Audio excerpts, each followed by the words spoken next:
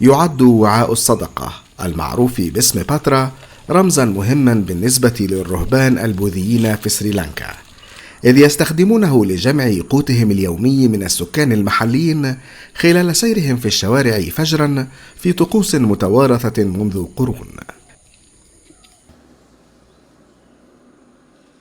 في ورشته في قرية بانفيلا في جنوب غرب الجزيرة يجهد ثنوار باتاغلي ساراث لتصنيع أوعية للصدقات، لكن منذ أن غزت أوعية أرخص وأقل جودة الأسواق تأثر نمط حياة الرهبان والحرفيين في البلاد.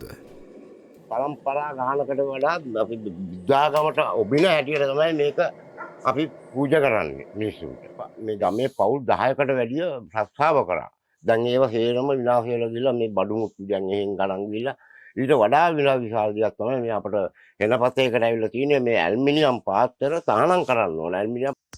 ويبقى الطلب على هذه الأوعية كبيرا، إذ تضم الجزيرة التي يبلغ عدد سكانها 22 مليون نسمة معظمهم بوذيون أكثر من 42 ألف راهب، ويعتقد المؤمنون أن تقديم وعاء لراهب يجلب لهم حظا سعيدا، ولهذا يتلقى الرهبان الكثير منه. ඉතින් අද ලංකාවේ අරගෙන බැලුවොත් පාත්‍රය හදන්නේ ඇලුමිනියම් වලින්.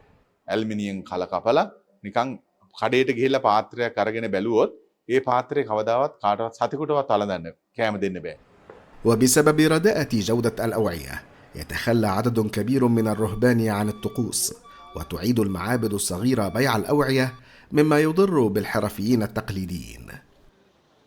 පාතේ වඩින එක අපෙන් ගිලිහිලා යනවා. ගිලිහින්නේ ඇයි? ගිලිහෙන ප්‍රධානම කාරණාව තමයි පාත්‍රයේ ප්‍රමිතිය දුර්වල වීම, බහල වීම.